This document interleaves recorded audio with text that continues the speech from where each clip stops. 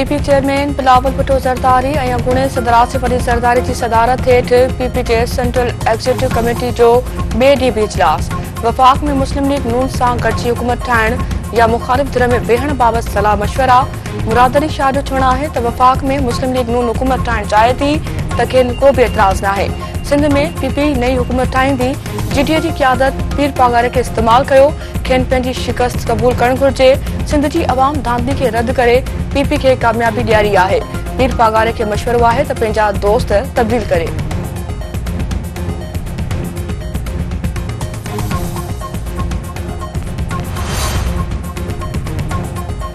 अॻूणे वज़ीर आज़म शहबाज शरीफ़ चयो आहे त नवाज़ शरीफ़ चोथों भेरो मुल्क जो वज़ीर आज़म थींदो।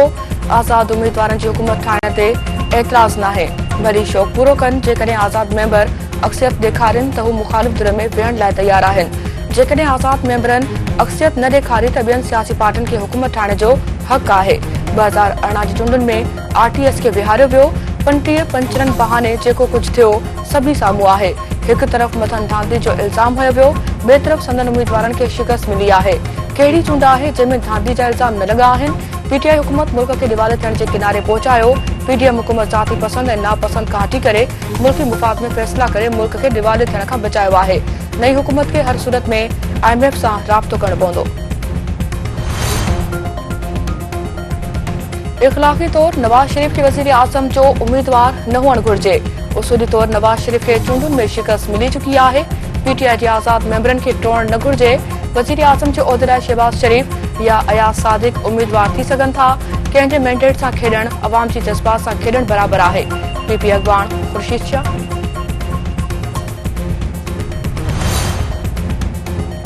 तहरीक इंसाफ़ अली अमीन कंडापुर खे केपी जो वॾो वज़ीर नामज़द करे छॾियो।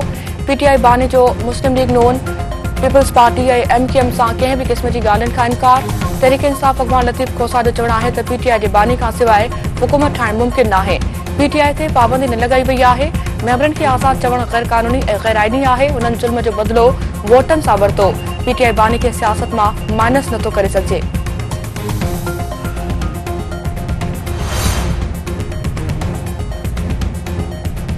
आम चूंडुनि में मुबैना धांधलियुनि ख़िलाफ़ JUI जे सॾ ते 3 ॾींहं एहतिजाजी मुज़ाहिरा। हैदराबाद में प्रकाश लाड़काणे, जेकबाबाद, कंदकोट में एहतिजाज, उमरकोट मीरो खान, पनियाकल, सिंदड़ी, कुबे सईद खान, तंगवाणी, ओबावड़े, खानपुर महर ऐं ॿियनि शहरनि में बि एहतिजाजी मुज़ाहिरा ऐं धरना। इस्लामाबाद हाईकोर्ट तरफ़ां बलोच शागिर्दनि जी बाज़ियाबी बाबति केस में निगरान वज़ीर आज़म अनवारुल हक़ काकड़ सूमर ते तलब। जस्टिस मोहसिन अख्तर कियानी रिमार्क्स ॾींदे चयो आहे त गुमशुदगियुनि जी सज़ा मौत हुअणु घुर्जे।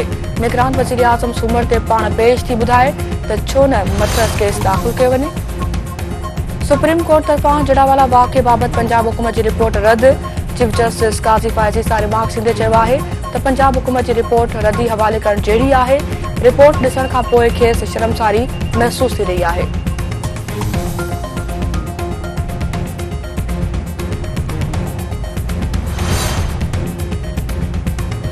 खैरपुरनाथन शाह जे तक PS 80 तां चूंडियल PP उम्मीदवार अब्दुल अज़ीज़ जोणे जो लाॾाणो करे वियो। अब्दुल अज़ीज़ जोणे जे ख़ानगी अस्पताल में तमतनीअ हवाले कयो। इलाइक़े में सोग।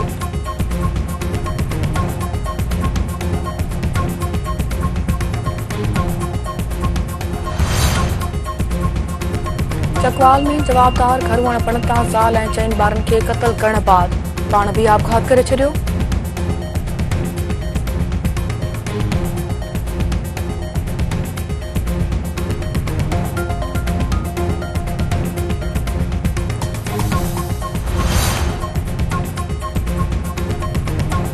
कोटी जी वेझो पुरस्कार नमूने गुम थियल नींगर बेदर्दी सां क़तल ॻोठ हाजाणो भरिसां कणक जी फसल मां 7 वरियनि जे अली रज़ा हाजाणो जो कपन खां आजो धड़ सिसीअ खां धार लाश वालिदनि खे बेहोशी जा दौरा।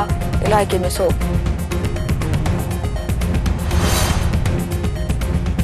कोटकी वेझो हथियारबंदनि जी फायरिंग में हिकु ॼणो क़तल ऐं हिकु ज़ख़्मी। आंधल सुंदराणी थाणे जी हद में हथियारबंदनि गोलियूं हणी अब्दुल रहमान खान बुगटी खे क़त्ल करे छॾियो। फायरिंग में संदसि गार्ड ज़ख़्मी। निगरान वज़ीर आज़म अनवारुल हक़ काकड़ वाक़े जो नोटिस वरितो। रिपोर्ट तलब।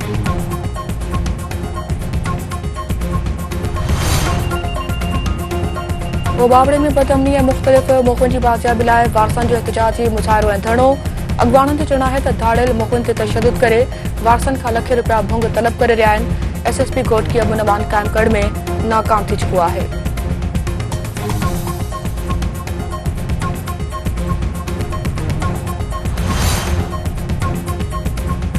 सखर में हथायल नारीअ जी लाश जी शहज़ादी जे नाले सां सुञाणप। पुलिस जो चवणु आहे त नारी खे तशदुद खां पोइ बेदर्दी सां क़तल कयो वियो आहे।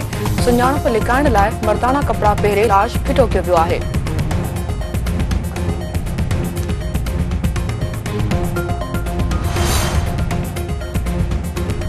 गौसपुर भरिसां गुम थियल नौजवान जे अगवा जी तस्दीक। लियाकत बाजकाणी जे वारसनि सां धाड़ियलनि जो फ़ोन ते राब्तो। भुंग तलब।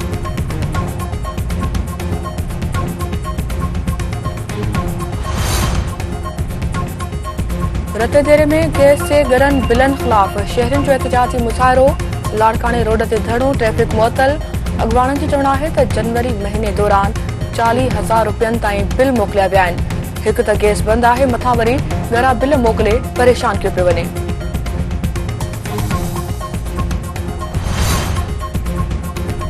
गोलाची में ताज़ो पणियल जोड़ो। कराची में घर अंदरि गैस लीक थियण सबबि फौत। घोट इमरान गुजर ऐं कुंवार सादिया जा लाश हथ अचण ते ख़ुशियूं मातम में तब्दील।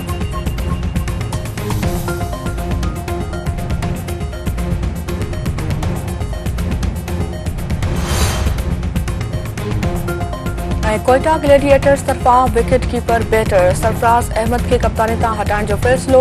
फ्रेंचाइज़ मालिक नदीम उमर जो चवणु आहे त सरफराज़ अहमद पाण टीम जी कप्तानी तां वक़फ़ो चाहे थो। कोच शेन वॉटसन ऐं इंतिज़ामिया खां राय वठी नए कप्तान बाबति को फ़ैसिलो कयो वेंदो।